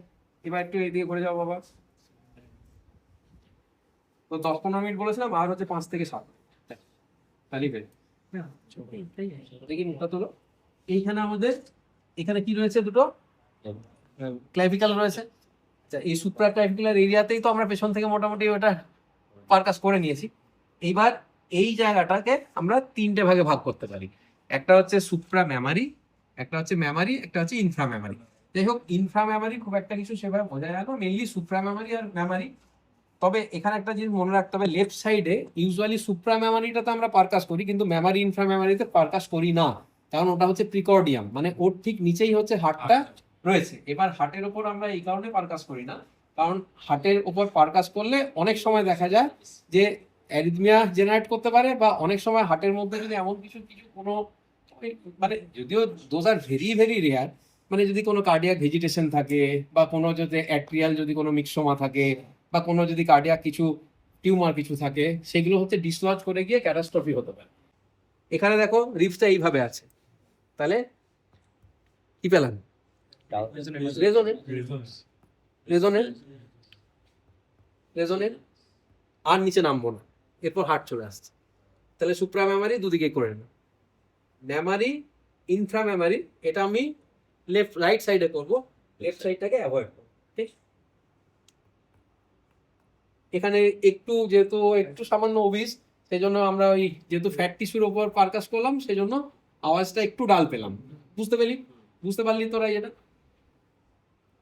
আবার এখানে যেটা নিচে চলে গেলাম, এক তো হচ্ছে ফ্যাট, 2 নম্বর হচ্ছে আন্ডারলাইন, ওখানে লিভার চলে আসছে, সেই জন্য ওই ডালনেসটা পাচ্ছে। ও যেহেতু একটু ঝুঁকে বসে আছে, সেই জন্য আমি যতটা স্পেস অ্যাভেল করছি, সেই জন্য ওই ব্যাপারটা ওরকম। এবার সাইড ওয়েতে যদি আমি দেখি, তাহলে এই জায়গাটাকে বলা হয় অ্যাক্সিলারি রিজিয়ন। তো অ্যাক্সিলারি রিজিয়নে আবার দুটো আছে, একটা মানে এখানটা হচ্ছে, এইটাকে বলা হয়, সরি মানে পুরোটা না, এই জায়গাটা সাইডে যখন দেখছি, এই জায়গা উপরটা হচ্ছে অ্যাক্সিলারি, নিচটা হচ্ছে ইনফ্রা অ্যাক্সিলারি। তাহলে অ্যাক্সিলারিতে কিরকম ভাবে রিপস ইয়েটা আছে, রিপসটা এইভাবে আসছে, এই সামনে থেকে পেছন থেকে এসে এরকম ভাবে আসছে। তাহলে এখানে যখন পারকাস করছি, হাতটাকে কিভাবে করা উচিত, হাতটা এই রাখতে হবে। তাহলে এই জায়গাটা আমার ওয়াইড ওপেন হয়ে গেল, হলো। এরপর এটা পড়েনি ঠিকঠাক ভাবে, ঠিক আছে। তাহলে এটা হলো অ্যাক্সিলারি ইনফ্রা অ্যাক্সিলারি, উপর এই দিকেও তাই।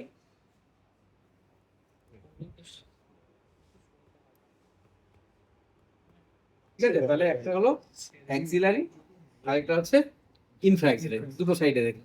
তাহলে এইটা করে মোটামুটি আমরা কি পেলাম, মোটামুটি এর আমরা রেজোনেন্সই পেলাম। হ্যাঁ, তাহলে রেজোনেন্ট যদি পাই, তাহলে সেটা হচ্ছে নর্মাল। আচ্ছা, এই যে যে ছোকাতে রেজোনেন্স, টিম্প্যানিক, ডাল, এই তিনটে সাউন্ড আমরা পেতে পারি। তো এদের মধ্যে বেসিক পার্থক্য কি, মানে কিভাবে আমরা বুঝবো?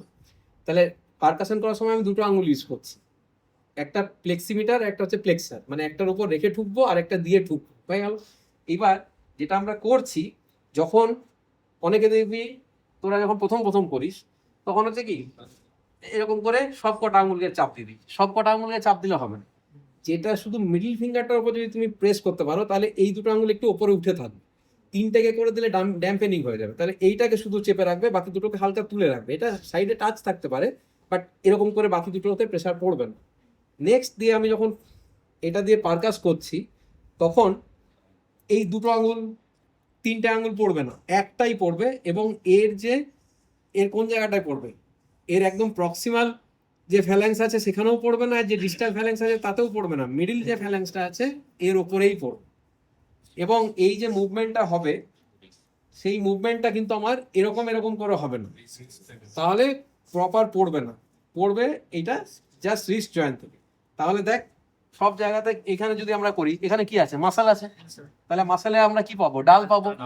এবার কিরকম ডাল পাবো, স্টোনি ডাল পাবো না উডি ডাল পাবো, এখানে উডি ডাল পাবো। কিভাবে বোঝাচ্ছে শুনে নিয়েছিস, ডাল দেখি মা পাটাতে, এখানটায় আছে কি সিনবোন, এর ওপর করছি, তাহলে এখানে আমরা কি পাবো, স্টোনি ডাল পাবো। দুটো আওয়াজের মধ্যে পার্থক্য আছে। শুধু তাই নয়, এই আঙুলটা দিয়ে নিজে ব্যথা ফিল করবে, স্টোনি ডাল দিয়ে, মানে এটা করলে নিজেরা বুঝতে পারবি, যখন এখানে ঠুকবি তখন এই আঙুলটাতে পেন ফিল হবে।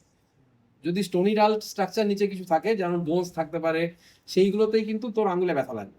যেটা ফার্ম স্ট্রাকচার থাকবে সেখানে কিন্তু ওরকম ব্যথা ফিল হবে না, আওয়াজটা একরকম ড্যাম্পেনিং হবে। নেক্সট হচ্ছে টিম প্যানিক। টিম প্যানিক মানে কি, যদি আন্ডারলাইং একটা জায়গায় এয়ার এয়ার আর ফ্লুইড তার কোনো ইন্টারফেস থাকে, তাহলে তার উপর যদি আমরা পারকাস করি তাহলে আমরা টিম্প্যানিক পাই। যেমন আমার যদি অ্যাবডোমিনাল কন্টেন্ট, তাহলে অ্যাবডোমিনাল কন্টেন্টের মধ্যে কি রয়েছে, আমাদের ইন্টেস্টাইন রয়েছে, ইন্টেস্টাইনের মধ্যে আবার কি রয়েছে, ইন্টেস্টাইনের মধ্যে খাবার রয়েছে, সেটা ডিফারেন্ট স্টেজ অফ ডাইজেশনে রয়েছে, কাইম কাইল সেগুলো তোরা পড়েছিস।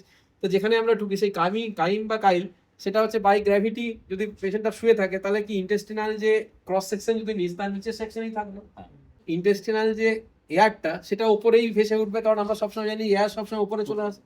এবার আমরা যদি ওটাকে ঠুকি তাহলে যে সাউন্ডটা পাবো সেটা হচ্ছে টিম্প্যানিক। তাহলে রেজোনেন্স আর টিম্প্যানিকের মধ্যে কি পার্থক্য রইলো, টিম্প্যানিক যেটা সেখানে এয়ারটা হচ্ছে কন্টিনিউয়াস, মানে আমরা যদি ভেবে দেখি ওইভাবে, তাহলে আমাদের এলিমেন্টারি সিস্টেম যেটা মাউথ থেকে শুরু হচ্ছে আর অ্যানাসে গিয়ে শেষ হচ্ছে, সেটা পার্সে দ্যাট ইজ এ কন্টিনিউয়াস, তার মধ্যে কিছু কিছু ভালভ আছে আটকানোর জন্য, কিন্তু সেটা কিন্তু একটা কন্টিনিউয়াস সিস্টেম।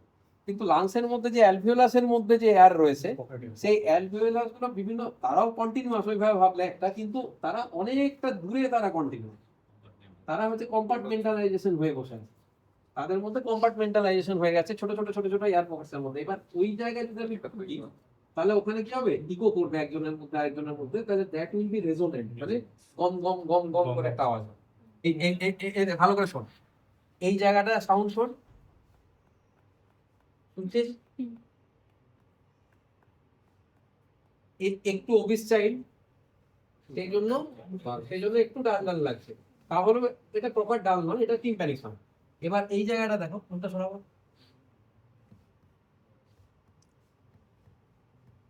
এখানে কি, এখানে আওয়াজটা কেমন একটা ঢক ঢক ঢক ঢক করছে, গম গম করছে, আর এখানে একটা ঠক ঠক ঠক ঠক এরকম টাইপের আওয়াজ হচ্ছে। তাহলে এটা হলো রেজোনেন্স, এটা হলো টিম্প্যানি। এবার টিম্প্যানিসিটি কখন হবে, যখন আন্ডারলাইন কিছু জায়গায় এয়ার এবং ফ্লুইড দুটোই থাকবে, তাদের একটা ইন্টারফেস থাকবে, সেই জায়গাতে আমার টিম্প্যানিক সাউন্ড পাবে। আর রেজোনেন্ট কখন পাবো, যখন নিচে পুরোটাই এয়ার আছে কিন্তু এয়ারটা একে অপরের সাথে কন্টিনিউয়াস অ্যাজ সাচ নয়, তাদের মধ্যে কম্পার্টমেন্টালাইজেশন হয়ে আছে। যেমন অ্যালভিওলাসের মধ্যে এয়ারগুলো কি পাশাপাশি থাকলেও তাদের মধ্যে একটা অ্যালভিওলার বেরিয়ার রয়েছে, একটা মেমব্রেন রয়েছে, ক্যাপিলারিজ রয়েছে, সেই জায়গার উপর দিয়ে যখন আমরা ঢুকবো তখন হচ্ছে আমরা ওরকম একটা আওয়াজ পাবো, ঠিক আছে। তাহলে এমফাইসিমার ক্ষেত্রে আমরা পাবো হাইপার রেজোনেন্স, বা যে কোনো chronic obstructive pulmonary disease COPD, যেখানে আমরা কি, যখন আমরা শ্বাস নিয়ে জানি অ্যাক্টিভ প্রসেস, যখন আমরা এক্সেল করি তখন জানি সেটা একটা প্যাসিভ প্রসেস। তাহলে সিওপিডির ক্ষেত্রে কি হয়, যতটা হাওয়া ঢোকে ততটা হাওয়া বেরোতে পারে না, তার প্রতিবারই একটু একটু করে এয়ার ট্র্যাপিং হয়, এটার জন্য একটা এমফাইসিমেটাস চেঞ্জেস হয় বহুদিন পর আস্তে আস্তে, যদি ক্রনিক থাকে। অথবা যদি একটা লাংস কোনো কারণে কোল্যাপস হয়ে থাকে, তাহলে আরেকটা লাংসকে কম্পেনসেটরি এমফাইসিমা হয়, তাহলে সেই সময় যদি আমরা ওই জায়গাটাকে পারকাস করি তাহলে ওখানে আমরা হাইপার রেজোনেন্স। কিন্তু ইন কন্ট্রারি, যদি একটা নিউমোথোরাক্স হয়ে যায়, মানে নিউমোথোরাক্স যখন হয়েছে তখন হাওয়াটা কিন্তু প্লুরাল ক্যাভিটির মধ্যে একসাথে সবাই মিলে আসে এবং তারা হচ্ছে লাংসটাকে দিয়েছে কোলাপস করে। তাহলে ওই জায়গাতে আমি যেটা পাবো সেইটা কিন্তু হাইপার টিম্প্যানিক। সেটা শুধু টিম্প্যানিক না, সেটা হচ্ছে হাইপার টিম্প্যানিক। সেখানে আওয়াজটা হবে, যারা টপ মানে মিউজিক নিয়ে কাজ করি জানিস, ওই তবলা টবলা বাজালে সেই টুং টুং করে যে সাউন্ড, সেটা কি, সেটা অনেক তীক্ষ্ণ, সেই ইন্টেন্সিটিটা অনেক বেশি, কিন্তু তার ওই মানে রেজোনেন্সের ব্যাপারটা কিছু নেই। সেটা হচ্ছে টেনশন নিউমোথোরাক্সে সেরকম টুং টুং করে আওয়াজ পাওয়া যেতে পারে। তাহলে এই হলো মোটামুটি আমাদের পারকাশন। নেক্সট হচ্ছে অস্কালটেশন। অস্কালটেশনটা ম্যাক্সিমামটাই থিওরি। ওকে কোন কোন জায়গায় অস্কালটেট করা হয় দেখে আমরা ছেড়ে দিই, কারণ অনেকক্ষণ কোঅপারেট করছে আমাদের। তাহলে অস্কালটেশন আমরা বসেই করবো, দেখো ও ক্লান্ত হয়ে শুয়ে পড়তে থাকবে, যেটা ওই এরিয়া অনুসারে। তাহলে এখানে আমরা করছি শ্বাস নাও, শ্বাস নাও, একটু মুখটা ওপর দিয়ে তোলো। এখানেও আমরা একটু ট্র্যাকিয়ার ওপর দেখতে পাচ্ছি, ট্র্যাকিয়ার ওপর। আর একদম মিড লাইনের পাশেই যদি আমরা করি তাহলে আমরা bronchial breath sound. Bronchial breath sound কি সেটা আমরা পরে ডিসকাশন শুরু করছি। শ্বাস নাও, ওই দিকে হাত তোলো, শ্বাস নাও, শ্বাস নাও, একটু ওই পাশ ফিরে নাও।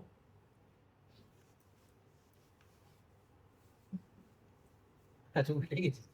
শ্বাস নে মা, শ্বাস নেই, শ্বাস নেই, শ্বাস নেই, শ্বাস, শ্বাস, শ্বাস, শ্বাস।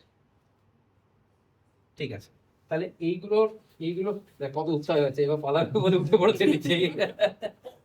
তাহলে যদি এইগুলোর মধ্যে আমরা কোনো অ্যাবনর্মালিটি পাই তখন আমরা আরো কিছু করতে পারবো।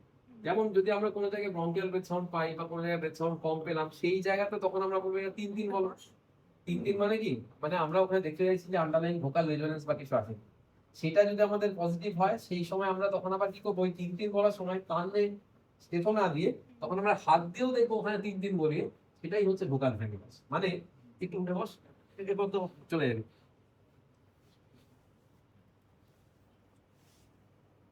ধর আমি এখানে এই সাবস্যাপুলার রিজিয়ন লেফট সাইডে বলছি শ্বাস নেমা, আমি এখানে নর্মাল ব্রেথ সাউন্ডই পাচ্ছি, মানে ভেসিকুলার ব্রেথ সাউন্ড পাচ্ছি। অ্যাজিউম কর যে এখানে একটা আমি ব্রঙ্কিয়াল ব্রেথ সাউন্ড পাচ্ছি। তাহলে আমি যেটা করব, ওই ইন্টারকস্টাল স্পেসে আমি হচ্ছে আমার এই হাতটাকে, হাতের কোন দিকটাকে, আলনার বর্ডারটাকে ওই ইন্টারকস্টাল স্পেসে রাখবো। রেখে ওকে বলবো তুই বলতো 3-3, না এরকম বলো 3-3, ওইখানটাতে রাখবো এবং ওর কাউন্টার পার্ট অন্য জায়গাগুলোকেও টাচ করে করে দেখবো। মানে এখানে দেখছি, তাহলে এখানে বলো 3-3। যখনই আমি এইটা দিয়ে তোকে ছোবো তখনই তুই 3-3 বলবি। কিরকম বলো, করো, হাতটা তো ক্লান্ত হয়ে গেছে।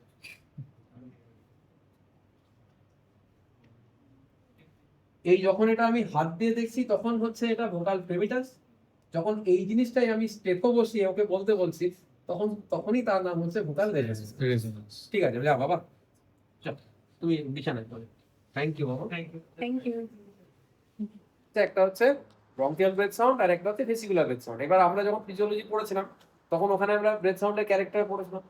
ব্রঙ্কিয়াল ব্রেথ সাউন্ডটা কোথায় পাচ্ছিস, যেখানে এয়ার যে এয়ারওয়েটা আছে সেটা বড় এয়ার, মানে কন্ডাক্টিভ এয়ারওয়ে, যেখানে গ্যাসিয়াস এক্সচেঞ্জের এয়ারওয়ে নয়, সেই জায়গাগুলোর উপর ব্রঙ্কিয়াল ব্রেথ সাউন্ড পাওয়া যায়।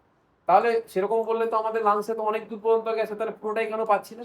পুরোটা এই কারণে পাচ্ছি না কারণ বাকি অ্যালভিওলাস গুলো ওই বড় বড় এয়ারওয়ে গুলোকে দেখ বাইরের জায়গায় ঢেকে দিয়েছে। ফাঁকা কোন জায়গাটাকে রেখেছে, শুধু যেখানে ট্রেকিয়াটা নামছে, মেন ব্রঙ্কাসটা যেখানে আছে সেই জায়গাগুলোই ওইভাবে অ্যালভিওলাস দিয়ে ঘেরা নেই। সেই জন্য ওই জায়গাগুলোর উপর যে আমরা যদি স্টেথো বসাই তাহলে আমরা ব্রঙ্কিয়াল ব্রেথ সাউন্ড পাবো। নর্মালি সেই জন্য ব্রঙ্কিয়াল ব্রেথ সাউন্ড কোথায় পাওয়া যাবে, একটা হচ্ছে ওভার দ্য ট্রেকিয়া, একটা হচ্ছে ইমিডিয়েটলি আফটার দ্য ডিভিশন, মানে যেখানে আমাদের ক্যারাইনা আছে সেখানে ভাগ হচ্ছে, তাহলে স্টার নামের ঠিক পাশেই যদি আমরা দেখি তাহলে পাবো। আর ব্যাক সাইডে যদি আমরা প্যারাভার্টিব্রাল যে স্পেসগুলো রয়েছে ইন্টার স্ক্যাপুলার রিজিয়নটা, সেইখানে ঠিক ভার্টিব্রাল কলামের পাশেই যদি আমরা স্টেথো বসাই তাহলে আমরা ব্রঙ্কিয়াল ব্রেথ সাউন্ড পাবো। তাহলে এটা অ্যাবনর্মাল নয়, দ্যাট ইজ নর্মাল। ব্রঙ্কিয়াল মানে কি, একটা বড় এয়ারওয়ের মধ্যে তোর হাওয়া গেল, তাহলে হাওয়া যখন চলে গেল সে তো গিয়ে ওখানে চলে গেল, তারপর তো একটা পজ রয়েছে, আবার সে গিয়ে অতগুলো, ওই যে বলেছিলাম যে 24টা জেনারেশন পর সে অ্যালভিওলাসে গিয়ে পৌঁছাবে, সেখানে গিয়ে একটু স্টে করবে, সেখানে অক্সিজেন দেবে, সেখান থেকে কার্বন ডাইঅক্সাইড নেবে, আবার ফেরত আসবে। তাহলে এটাতে একটা টাইম লাগবে, টাইম লাগার পর আবার ফেরত আসবে। তাহলে একটা ইন্সপিরেটরি ফেজ হবে, একটা এক্সপিরেটরি ফেজ হবে, তার মধ্যে একটা অবভিয়াস গ্যাপ থাকবে, থাকতেই হবে। তাহলে that is your bronchial phase, ঠিক? এবং যতক্ষণ সময় ধরে যাবে ইউজুয়ালি ততক্ষণ সময় ধরেই ফিরবে, কারণ ভলিউমটা মোটামুটি একই রকম, একই ইন্টেন্সিটিতে আসবে। এবার একটা বড় এয়ারওয়ে দিয়ে যদি আওয়াজটা যায়, তাহলে আওয়াজটা কিরকম হবে? একটা হার্স আওয়াজ হবে, মানে একটা দিস টাইপ অফ যে সাউন্ড হবে, সেটা হচ্ছে ব্রঙ্কিয়াল ভেজ। এটা নর্মাল কোথায়? যদি আমি পাই over the trachea, over the up to carina, আমরা যদি পাই ইমিডিয়েট স্টারনামের পাশেই, আমরা এ পাশে যদি পাই প্যারাভার্টিব্রাল স্পেস ইন্টারস্ক্যাপুলার রিজন, তাহলে এটা নর্মাল এই জায়গায়। কিন্তু এইরকম ব্রঙ্কিয়াল ব্রেথ সাউন্ড আমি যদি পেরিফেরিজে পাই, মানে আমি একটা সাবস্ক্যাপুলার রিজিয়নে পাচ্ছি, বা আমি একটা ইনফ্রা অ্যাক্সিলারিতে পাচ্ছি, তার মানে কি ওই জায়গাটায় কি হয়েছে, ওই ছোট ছোট যে অ্যালভিওলাসগুলো যারা ঢেকেছিল তারা নষ্ট হয়ে গেছে। কে আছে? ব্রঙ্কাসটাই আছে। অ্যালভিওলাসগুলো নষ্ট হয়ে গেছে মানে কি, অ্যালভিওলাস যেগুলো এয়ার ফিল্ড ছিল তারা এখন হয়ে গেছে কি ফিল্ড? তারা হচ্ছে প্রোটিনিসিয়াস মেটেরিয়াল ফিল্ড হয়ে গেছে। ফিল্ড হয়ে গিয়ে তারা ওখানে আর ওই হাওয়া নেই, তারা হচ্ছে ওখানে হয়ে গেছে অনেকটা সলিডিফাইড হয়ে গেছে, দিয়ে এবার ঘিরে দিয়েছে ওই ব্রঙ্কাসটাকে। এবার ব্রঙ্কাসটা যদি পেটেন্ট থাকে, তাহলে আমরা জানি সলিড মিডিয়াম দিয়ে কি সাউন্ড খুব তাড়াতাড়ি আমাদেরকে যায়, সেই ব্রঙ্কাসের মধ্যে যে নর্মাল ব্রঙ্কিয়াল ব্রেথ সাউন্ডটা ছিল সেটাই আমরা কানে পাচ্ছি। ওটা রিভিলড ছিল না, ওটা ঢাকা ছিল অ্যালভিওলাসের মাধ্যমে। সেই অ্যালভিওলাসটা সলিডিফাই হয়ে গেছে বলে তার যে ব্রঙ্কাসটা আছে সেইটা আমরা এখন শুনতে পাচ্ছি, তাই ওখানে ব্রঙ্কিয়াল ব্রেথ সাউন্ড পাওয়া যাচ্ছে, যেটা নর্মালি পাওয়ার কথা ছিল। এইবার ধর কোনো কারণে এমন নিউমোনিয়া হয়েছে যে ব্রঙ্কাসটাই কাটা হয়ে গেছে, মানে ব্রঙ্কাসটা পেটেন্ট নেই, তাহলে কি তুই ওখানে ব্রঙ্কিয়াল ব্রেথ সাউন্ড পাবি না। সেখানে কি ওখানে breath sound will be diminished, মানে নো এয়ার এন্ড। আমার ধর এমন একটা জায়গায় নিউমোনিয়া হয়েছে, সেখানে আমার ব্রঙ্কাসটাও গেছে, মানে এত নিউমোনিয়া এত সিভিয়ার হয়েছে যে ব্রঙ্কাসটাও প্রোটিনিসিয়াস মেটেরিয়ালে ভরে গেছে, তাহলে সেখানে ব্রঙ্কাস দিয়ে হাওয়া যাবে না। ব্রঙ্কাস দিয়ে হাওয়া না গেলে কোথা থেকে ব্রঙ্কিয়াল ব্রেথ সাউন্ড আসবে? তাহলে আসবে না। তাহলে কোথায় আমরা ব্রঙ্কিয়াল ব্রেথ সাউন্ড পাবো? যদি একটা কনসলিডেশন থাকে, মানে নিউমোনিয়া থাকে উইথ আ পেটেন্ট ব্রঙ্কাস থাকে, তবেই আমরা কিন্তু ব্রঙ্কিয়াল ব্রেথ সাউন্ড পাবো। আবার দেখ, আমরা যখন পড়েছি ইনফ্লামেশন মানে কি, ওই যে ইনফ্লামেশনের 5টা জিনিস, ক্যালর, রিউবর, টিউমর, ডোলর আর ফাংশুয়েলেশন। ক্যালর মানে গরম হওয়া, ক্যালর এই ক্যালোরি, তাহলে হচ্ছে বেশি হিট। তারপর ডোলর, ডোলো মানে হচ্ছে পেন, সেখান থেকে হচ্ছে ডোলর। তারপর হচ্ছে টিউমর, টিউমর মানে কি সোয়েলিং, ওই যে কোথাও ফুলে গেলে সেটা টিউমার হয়েছে বল, তাই টিউমর। তারপর আমরা বলি রুবর, রুবর মানে লাল হয়ে যাওয়া। হ্যাঁ, আমরা লাংসের ইনফ্লামেশন বাইরে থেকে লাল দেখতে পাবো না, কিন্তু আমরা দেখেছি যে কোনো জায়গায় আমাদের হাতে পায়ে কোথাও ইনফ্লামেশন কিছু হলে ওখানটা লাল হয়ে থাকে, সেলুলাইটিস হয়ে থাকলে, ফোড়া হয়ে থাকলে জায়গাটা রেড হয়ে থাকে। আর লাস্ট হচ্ছে ফাংশিওলিসা, ফাংশিওলিসা মানে নর্মাল যে ফাংশন করার কথা সেটা লস হবে। তাহলে লাংসের ফাংশন কি ছিল? লাংসের ফাংশন ছিল এয়ার এক্সচেঞ্জ করা, গ্যাস এক্সচেঞ্জ করা, সেই ফাংশনটা লস হবে, তাই তো হয় নিউমোনিয়া। এইবার দেখ, তাহলে নিউমোনিয়া যখন হচ্ছে তাহলে ওখানে টিউমারও হবে, টিউমার মানে জল প্রোডাকশন বেশি হবে। তাহলে এত বেশি নিউমোনিয়া হয়েছে ইনফ্লামেটরি রিঅ্যাকশনের জন্য পুরাও ওখানে সিক্রেশন করেছে বেশি, তাহলে ওইখানে যে প্লুরাল ইফিউশন, তাহলে একটা নিউমোনিয়া আন্ডারলাইং আছে, তার উপর প্লুরাল ইফিউশন হয়ে গেছে। তুই কি এবার ব্রঙ্কিয়াল ব্রেথ সাউন্ড পাবি? এবারেও ব্রঙ্কিয়াল ব্রেথ সাউন্ড পাবি না। তাহলে ব্রঙ্কিয়াল ব্রেথ সাউন্ড তখনই পাবি যখন একটা কোল্যাপস কনসলিডেশন থাকবে without significant effusion but with a patent bronchus, তখন তোমরা ব্রঙ্কিয়াল ব্রেথ সাউন্ড পাবে অ্যাবনর্মাল জায়গায়। আর নর্মাল জায়গায় কোথায় পাবে সেটা তো বলেই দিলাম। এবার হচ্ছে চলে হয় ভেসিকুলার ব্রেথ সাউন্ড। তাহলে ভেসিকুলার ব্রেথ সাউন্ডটা কি? ভেসিকুলার ব্রেথ সাউন্ড টিপিক্যালি ওই রেসপিরেটরি ব্রঙ্কিওলস অ্যান্ড অ্যালভিওলাস, ওই ইউনিটের মধ্যে যে যে হাওয়ার যে মানে এয়ারের যে ডাইনামিক্স, তার জন্য হচ্ছে ভেসিকুলার ব্রেথ সাউন্ড হয়। কি হয়? হাওয়াটা ঢুকলো, ঢুকে তো ওর তো আর যাওয়ার জায়গা নেই, ওটাই তো ক্লোজ লুপ। অ্যালভিওলাসের পর কি হাওয়া কোথাও যেতে পারবে না? ওখানেই একটু ধাক্কা খাবে, ধাক্কা খেলেই জানি টার্বুলেন্স হবে, হয়ে ওকে আবার ব্যাক করে ফেরত আসতে হবে।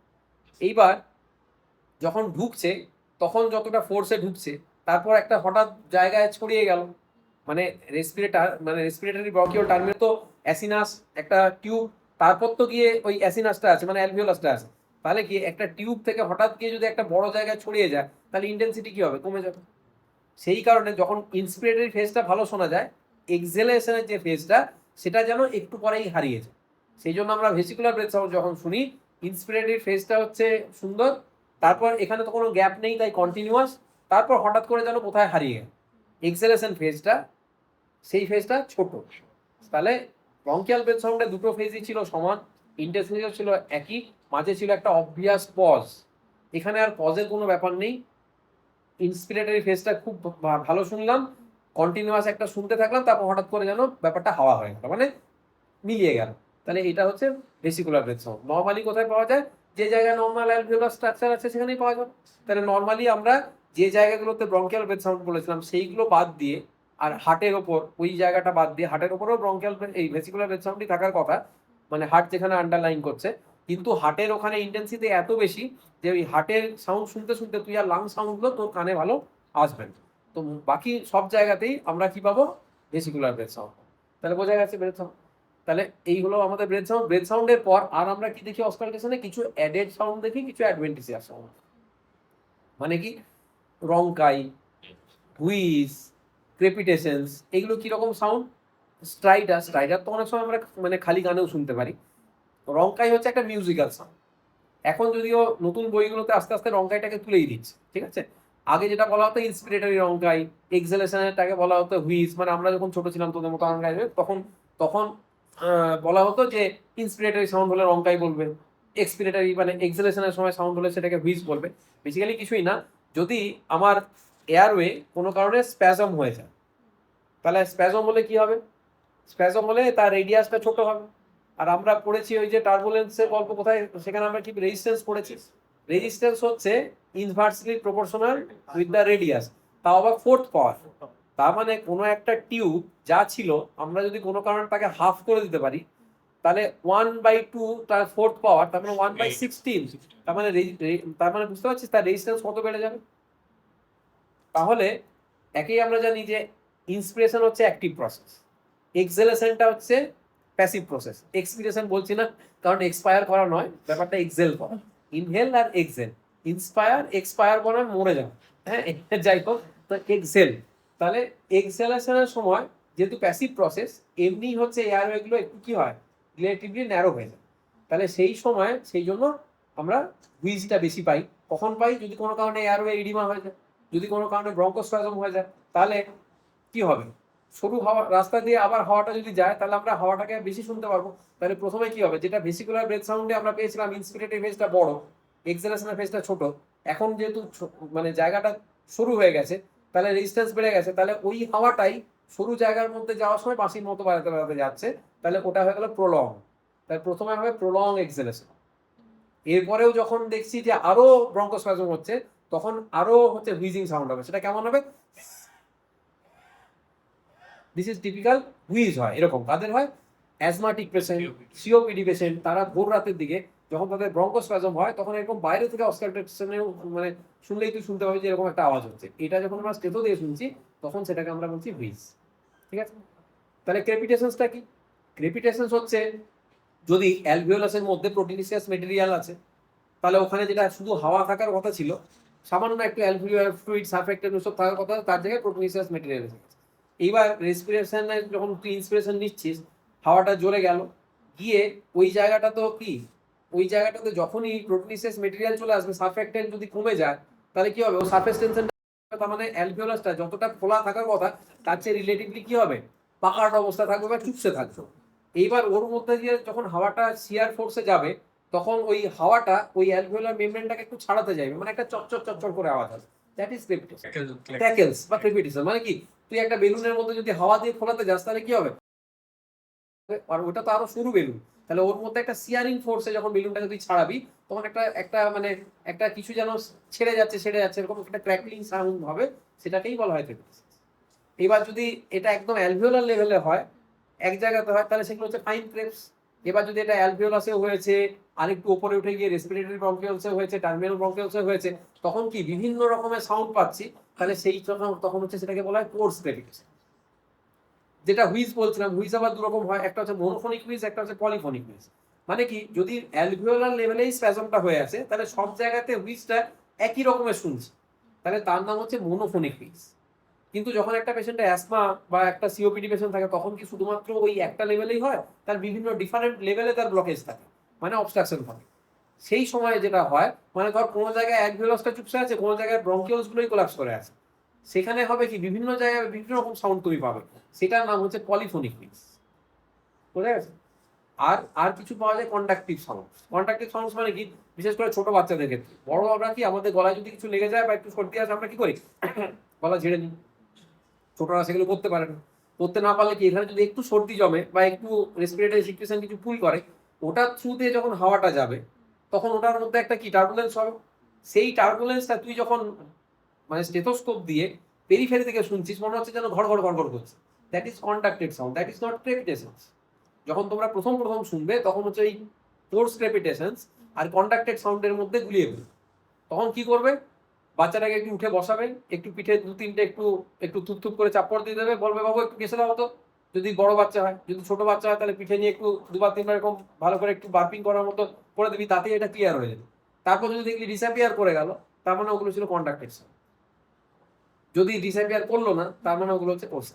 এটা হচ্ছে একটা মানে সহজে বোঝার মতো, যদিও ব্যাপারটা অত সোজা নয়, কিন্তু প্রথম প্রথম বোঝার জন্য এইভাবে মনে রাখলে সুবিধা। তো মোটামুটি এগুলো হচ্ছে অ্যাডেড এবং অ্যাডভেন্টিসিয়াস সাউন্ড। আরো কিছু সাউন্ড আছে, সেগুলো অত না বললেও হবে। ওই যেমন একটা হচ্ছে হুইসপারিং পেক্টোরাল ইকিউ, একটা হচ্ছে ব্রঙ্কিয়াল ইগোফোনি।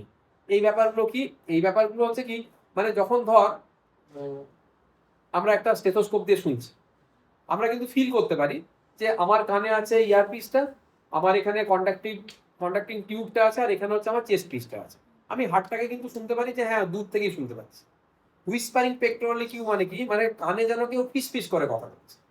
তাহলে ফিসফিস করে কথা বলতে গেলে কি দূর থেকে ফিসফিস করে কথা বলা যায় না, কানে এসেই কথা বলতে হয় ফিসফিস করে। হুইসপারিং পেক্টোরাল ইকিউর অর্থ হচ্ছে যদি এমন কিছু কন্ডিশন হয়ে থাকে, মানে ব্রঙ্কিয়াল ব্রেথ সাউন্ড রয়েছে, তার এটা এত ইন্টেন্স ফেজ যেন মনে হচ্ছে আমার কানের কাছে এসেই ও শ্বাসটা ছাড়ছে, বা তার ব্রঙ্কিয়াল ব্রেথ সাউন্ডটা হচ্ছে, সেটার নাম হচ্ছে হুইসপারিং পেক্টোরাল।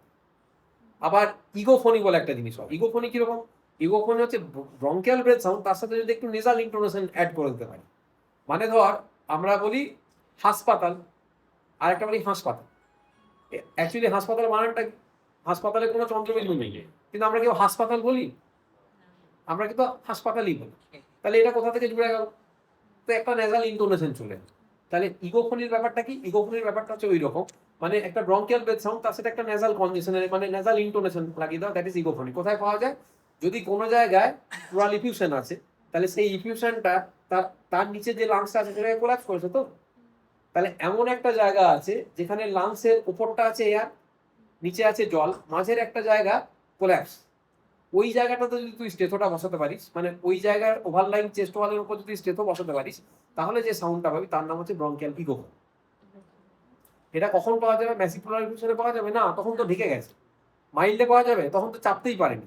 মডারেট প্লুরাল ডিফিউশনে যেখানে জলও আছে, লাংসটাও কিছুটা কোলাপস আছে, কিছুটা চুপসে আছে, কিছুটা ফুলে আছে, সেই রকম জায়গায় ওই যে তোর ইয়েটা ইন্টারফেসটা, ওই ইন্টারফেসে যদি শোনা যায় তাহলে হচ্ছে ব্রঙ্কিয়াল ইগোফোন। মোটামুটি অত ডিটেলস এখন আর লাগে না, এগুলো হচ্ছে ক্লিনিক্যাল মেথডস বললে বলা যায়। বাট কমনলি যেগুলো লাগবে টু সাম আপ, যেটা যে ইন্সপেকশন আমরা দেখে নেবো অবভিয়াস শোল্ডার গ্রুপ কিছু আছে কিনা, অবভিয়াস কোনো স্কার, অবভিয়াস কোনো বালজিং, অবভিয়াস কোনো কিছু মার্কিং আছে কিনা। তারপর রেসপিরেটরি রেট আমরা মেপে নেবো। আচ্ছা, প্যালপেশন একটা জিনিস দেখাতে ভুলে গেছি, রেসপিরেটরি এক্সটারশন মানে কতটা লাংসটা এক্সপ্যান্ড করছে করছে না। এটা অ্যাডাল্টের ক্ষেত্রেই ভালো বোঝা যায়, বাচ্চাদের ক্ষেত্রে খুব ভালো বোঝা যায় না। তা তোদের বড়দের উপরই কাউকে একটা দেখিয়ে দিই, জায়গায় দেখা যায়।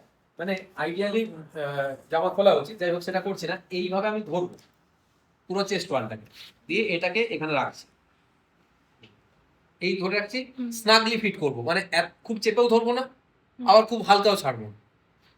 ধরে রেখেছি, শ্বাস নেই, লম্বা, আগে শ্বাস ছেড়ে দে, লম্বা শ্বাস নেই। এই যে দেখ আমার আঙুলগুলো একটু অ্যাপার্ট হচ্ছে, লম্বা শ্বাস, শ্বাস ছাড়ছে, দেখতে পাচ্ছিস ও শ্বাসের সাথে কিন্তু আমি কিন্তু নাড়াচ্ছি না, ওর শ্বাসের জন্য এটা মুভ করছে। তাহলে এটা হচ্ছে এক্সপ্যানশন হচ্ছে। সিমিলারলি আমি যদি এখানে হাত রাখি, শ্বাস ছেড়ে দাও, আবার টান, যদি পাশ থেকে দেখা যায় তাহলে এই যে হাতটা উঠছে, তাহলে এটা হচ্ছে কি লাংস এক্সপ্যানশন হচ্ছে বলে তার সাথে সাথে আমার হাত উঠছে। ছোট বাচ্চাদের ক্ষেত্রে কি হয়, ছোট বাচ্চাদের ক্ষেত্রে এই এক্সপ্যানশনটা এত বেশি হয় না বলে আমরা কি বলি, বাচ্চাদের ক্ষেত্রে এখানে একটা স্কিন ফোল্ড নিয়ে নেবে। মানে স্কিন ফোল্ডটা নিলে কি হবে, এরকম একটা স্কিন ফোল্ড নিয়ে নিলাম, যখন টানছে স্কিন ফোল্ডটা দেখলাম স্ট্রেচটা উঠে গেছে, যে ফোল্ডটা আমি করে রেখেছিলাম সেই ফোল্ডটা একটু খুলে গেল। কারণ আমাদের respiratory extraction usually 3 to 5 centimetre পর্যন্ত হবে, মানে বড় করে শ্বাস না যে প্রায় 5 সেন্টিমিটার দুটো আঙ্গুল, এমনকি 10 সেন্টিমিটারও মানে অত দূর পর্যন্ত যেতে পারে, সে বাচ্চাদের সেটা খুব কম।